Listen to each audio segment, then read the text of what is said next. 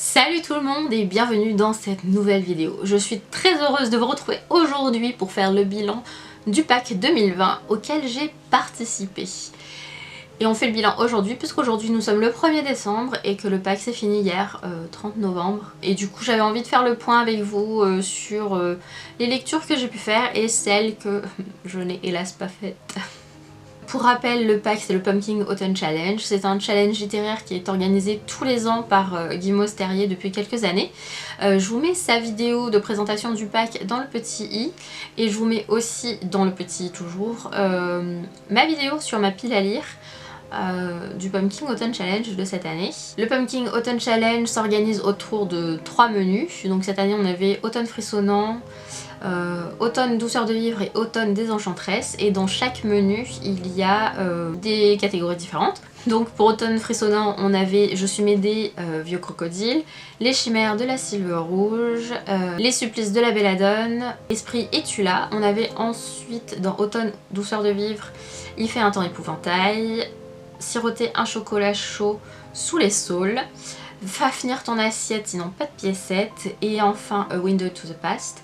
Et pour le menu Automne désenchanteresse, on avait Les rêves d'aurore, Sarah Bernhardt, Monstre sacré, Les écailles de Mélusine et Nausicaa de la vallée du vent. Et du coup, je vais commencer par vous parler des livres que j'ai lus et que j'ai fini de lire. Et on va commencer tout de suite. Donc, j'ai fini de lire Providence, écrit par Alan Moore et illustré par Jason Burrows aux éditions Panini Comics. Donc c'est un recueil de comics, je crois que c'est la 3e fois que je vous le présente, mais c'est un recueil de comics. On y retrouve un peu l'histoire qui amène Lovecraft à écrire Cthulhu et à imaginer tout cet univers autour de Cthulhu et des anciens. J'ai eu du mal à le lire. Je vous en ai fait un article assez détaillé que je vous mets dans la barre d'infos, n'hésitez pas à aller le lire, donc je vais vous donner un avis assez succinct ici. Donc c'est un recueil de comics que j'ai assez aimé lire. Le truc que j'ai moins aimé c'est le fait qu'il y ait une alternance entre les comics et le recueil de pensée, et du coup je trouve que pour la lecture c'est pas assez fluide. Du coup j'ai lu tous les comics d'un coup et ensuite j'ai lu tout le recueil de pensée par la suite. J'ai beaucoup aimé avoir ce point de vue là sur la création de l'univers de Cthulhu, parce que je pense que c'est pas... Je pense qu'on se pose pas forcément la question de pourquoi et comment Lovecraft a eu ces idées là, et je trouve que c'est une assez bonne façon d'interpréter le processus d'imagination sur cette histoire. Donc c'est un recueil de comics qui est conseillé pour un public averti.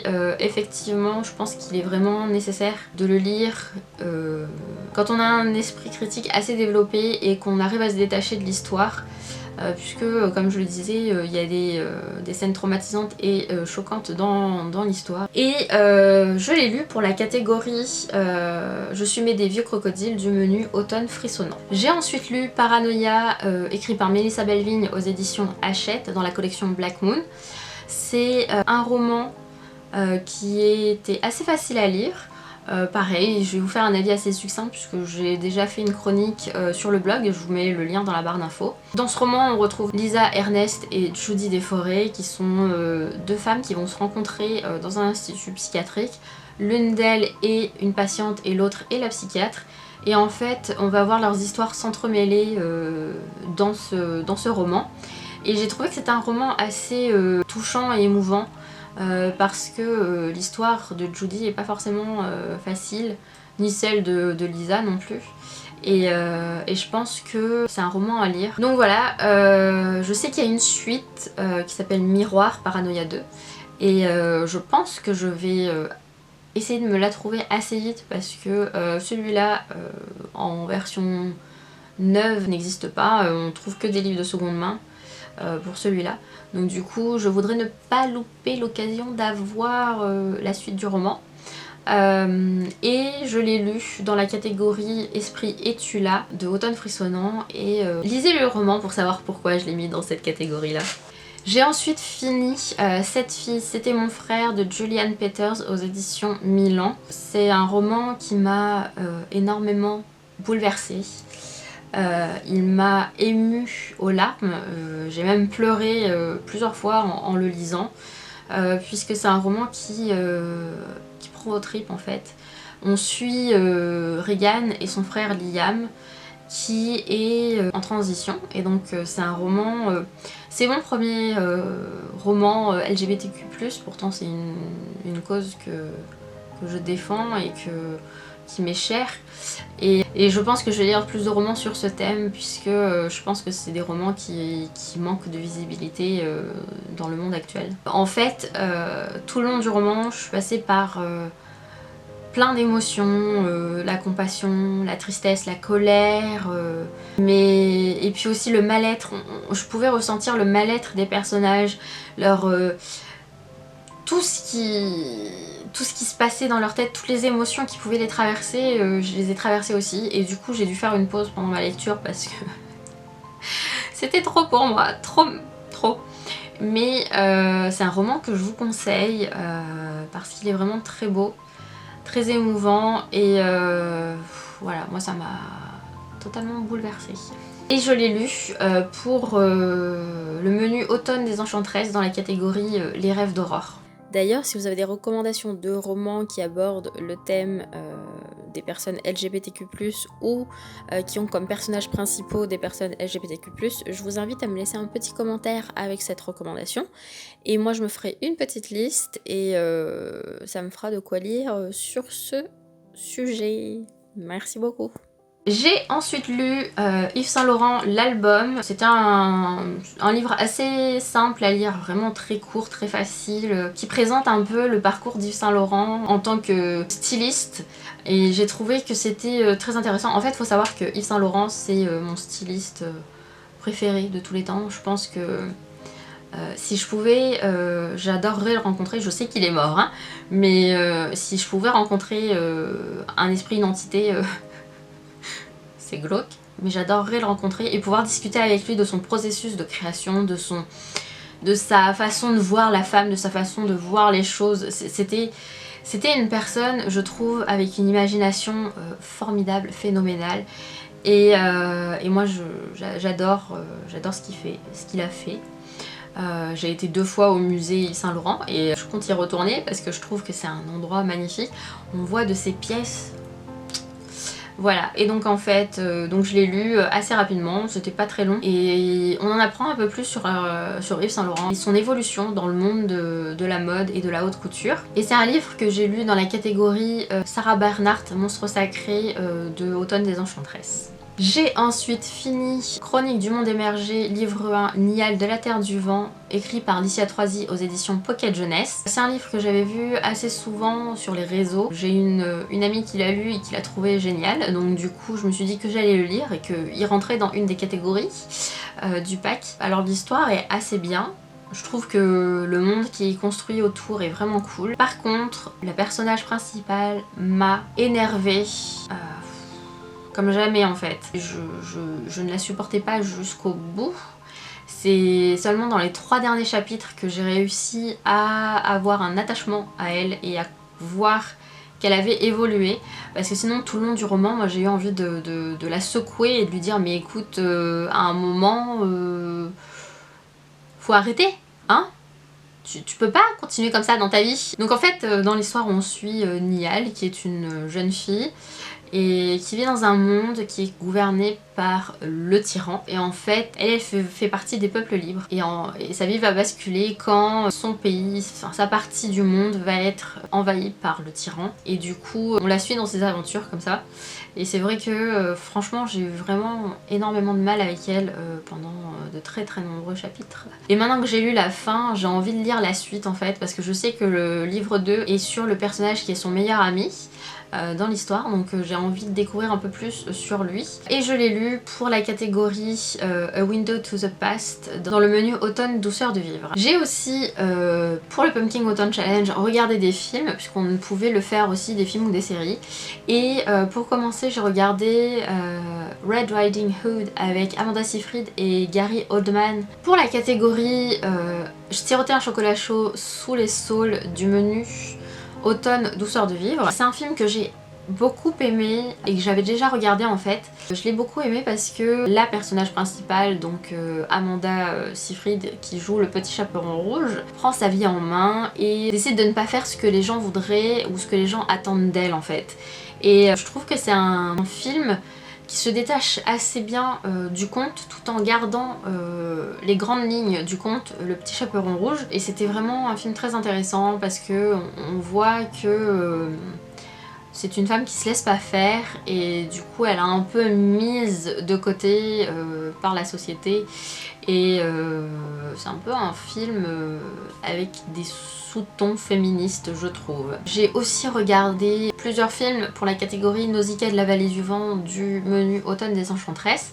Donc j'ai commencé par regarder toute la saga Resident Evil avec Mila Jovovich et j'adore cette saga parce que je trouve vraiment que Alice est un personnage vraiment formidable. Vraiment, elle va au contact des zombies, elle se bat contre eux, elle est prête à tous les tuer pour pouvoir sauver la planète.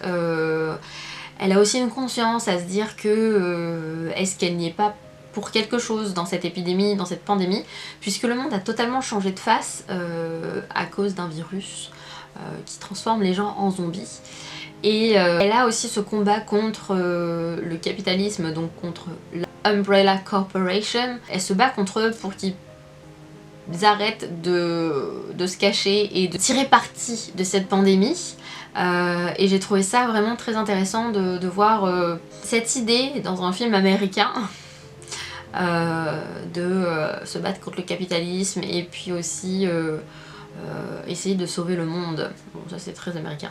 Ensuite j'ai regardé Je suis une légende avec Will Smith. Dans le film, le docteur Robert Neville essaie de sauver le monde lui aussi suite à une pandémie qui s'est propagée à une vitesse phénoménale dans le monde entier et qui a aussi transformé les humains en zombies slash vampires. Les humains deviennent des êtres qui ne peuvent sortir que la nuit. C'est un film que j'ai assez bien aimé puisque le docteur Neville va aussi au contact des zombies. Il essaie de trouver une solution, d'apporter une solution au monde et de soigner les survivants ou de soigner ceux qui restent, ceux qui sont là, ceux qui attendent, ceux qui sont devenus des zombies.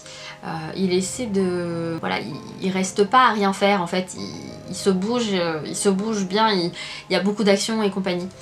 Et j'ai aussi regardé World War Z avec Brad Pitt qui joue le rôle de Jerry Lane qui est un enquêteur de l'ONU. Et c'est un film que j'ai moins aimé par rapport aux autres parce que je l'ai trouvé un peu plus calme entre guillemets. Les personnages vont pas forcément à la rencontre des zombies, ils cherchent une solution pour guérir de l'épidémie qui est en cours sur la face du monde encore une fois, qui est en train de décimer la population et de changer la face de la Terre. Et je trouve que les personnages vont pas assez... je trouve qu'ils restent beaucoup dans une démarche de recherche et pas assez de se dire bah écoute peut-être que si on en prend un on peut trouver une solution, peut-être qu'il faudrait se battre contre eux ou quelque chose comme ça. Et du coup j'ai trouvé un peu le film un peu moins passionnant et pourtant il y a une sacrée bande son originale puisque on a quand même 2 ou 3 chansons de Muse qui passent pendant le film. C'est assez cool, mais vraiment il manque ce côté, je sais pas, il manque ce côté baston, il manque ce côté... on fait pas que contempler l'épidémie et chercher un virus, on se bat aussi contre ces gens qui sont des personnes infectées. Et pour les films de cette catégorie de Nausicaa de la Vallée du Vent, j'ai aussi écrit un article pour chacun des films, chacune des sagas, que je vous invite à lire. Je vous les mets tous dans la barre d'infos juste en dessous. Donc voilà, c'est tout pour les livres que j'ai lus. Maintenant je vais vous parler de ceux qui sont encore en cours de lecture parce que j'ai pas réussi à les finir. Je suis encore en train de lire Frankenstein de Mary Shelley aux éditions Folio, dans la collection science-fiction. Et en fait, c'est un roman que j'ai énormément de mal à lire parce que j'accroche pas du tout à l'histoire. Je la trouve extrêmement lente, vraiment trop descriptive et je suis à peu près à 60% du roman. Et en fait, on arrive au moment où Frankenstein est dans un dilemme qui pourrait changer totalement le reste de sa vie, soit accéder à la requête de son monstre, soit ne pas y accéder et souffrir pour le restant de ses jours. Et du coup, moi j'ai du mal parce qu'il n'y a pas d'action, c'est que du récit descriptif et voilà. Moi il me faut un peu plus d'action dans ce que je lis, sinon je trouve ça lent, mais lent, surtout quand il s'agit de romans en fait. Et donc je l'ai commencé pour le lire dans la catégorie Les Chimères de la Sylve Rouge du menu Automne Frissonnant. J'ai ensuite commencé The Hobbit de Tolkien aux éditions HarperCollins. Je pense que c'est plutôt la collection Tolkien, donc tous les livres Tolkien sont édités là-bas quand ils sont en anglais. Et en fait c'est un roman que j'ai commencé la semaine dernière en fait. Et bon, j'ai déjà bien avancé parce que je suis à peu près à 40%. Ça se lit super facilement. C'est vraiment... je trouve que c'est mieux que les films parce que je trouve qu'ils traînent moins en longueur et que je trouve que c'est beaucoup plus rythmé, ça va beaucoup plus vite et c'est beaucoup plus... on rentre plus facilement dans l'histoire et on a envie d'aller plus loin et en fait en anglais il est assez facile à lire. J'avais un peu peur que l'anglais de Tolkien soit un peu trop lourd, un peu vieillot, mais finalement ça se lit très facilement. Et en fait donc je l'ai lu pour la catégorie Fafnir ton assiette sinon pas de piécettes du menu Automne douceur de vivre. Et en fait j'ai aussi eu l'occasion pendant le Pumpkin Autumn Challenge de voir les films avec une amie. Et je me tâtais à mettre plutôt que le livre les films, et puis finalement je préfère le livre parce qu'il est plus... je trouve qu'il rentre plus dans la catégorie puisque c'était une catégorie qui parlait de contes et je trouve que les films sont beaucoup plus fantasy, fantastique que contes et je trouve que la version livre est beaucoup plus proche d'un conte que tu raconteras à tes enfants. Et je suis aussi en train de lire Samhain de Diana Rachel aux éditions Danae. Donc je l'ai commencé au mois d'octobre pour pouvoir préparer Halloween. Mais finalement je l'ai pas fini parce que comme je le disais dans ma vidéo précédente sur le Pumpkin Autumn Challenge, c'est un livre où il y a beaucoup d'informations et comme je prends beaucoup d'informations dessus, je note beaucoup de choses, je trouve que je l'ai pas encore fini et on est déjà au mois de décembre. Mais bon, je vais essayer de le finir là très vite. C'est un livre que j'avais commencé dans la catégorie Il fait un temps épouvantail du menu Automne douceur de vivre et je le trouve déjà très intéressant là où j'en suis. Puisque ça aborde vraiment l'histoire autour d'Halloween et de Samhain et les traditions païennes, ancestrales ou celles qui sont un peu plus nouvelles et je trouve que c'est vraiment très très intéressant. Et enfin, je vais vous parler des livres que je n'ai pas lus, hélas, pendant ce Pumpkin Autumn Challenge. Donc je n'ai pas lu Sorcière de Mona Chollet aux éditions Zone que j'avais choisi pour la catégorie Les écailles de Mélusine du menu Automne des Enchantresses. C'est la deuxième année que je le mets dans mon Pumpkin Autumn Challenge et c'est la deuxième année que je ne le lis pas. Comme c'est un essai, je pense qu'il faut vraiment avoir le temps de le lire. En fait, c'est aussi un type de livre que j'ai pas l'habitude de lire. Et donc du coup je pense que je vais essayer de le lire d'ici la fin de l'année. Bon, il reste qu'un seul mois, hein, mais je vais essayer de le lire d'ici la fin de l'année. Et le deuxième livre que je n'ai pas lu, c'est Le Signal de Maxime Chatham aux éditions Albin Michel, qui était dans la catégorie Les supplices de la Belladone du menu Automne Frissonnant. Donc je l'ai pas encore lu parce que j'ai pas eu le temps. Même s'il m'intéresse beaucoup, je pense que je vais essayer de le lire pour la fin de l'année. En même temps que j'essaierai de finir ceux que j'ai pas fini, donc Frankenstein, Le Hobbit et Samhain, et aussi lire Sorcière de Mona Chollet, mais parce que je pense que c'est un roman qui doit valoir le coup franchement. En tout cas le résumé me donne très envie, donc j'ai vraiment envie de le lire d'ici la fin de l'année. Et voilà pour mon petit bilan. Je suis assez contente de moi puisque j'ai quand même validé 7 catégories sur 12. Il y en a 3 qui sont encore en cours et 2 qui n'ont même pas encore été commencées, mais que j'espère pouvoir lire d'ici la fin de l'année. Je sais que le challenge est fini, mais comme ce sont des livres que j'ai commencé et éventuellement des livres que j'ai envie de lire depuis déjà quelques temps, je me dis que je vais pas m'arrêter maintenant, Je vais les finir et je vais me dire que je me laisse jusqu'à la fin de l'année pour ça. Je trouve que pour un premier challenge un peu plus travaillé, un peu plus voulu, 7 livres, 7 catégories de validés, c'est plutôt pas mal sur 12. Voilà qui conclut ma vidéo. Je suis très contente de l'avoir tournée, j'espère en tout cas qu'elle vous plaira.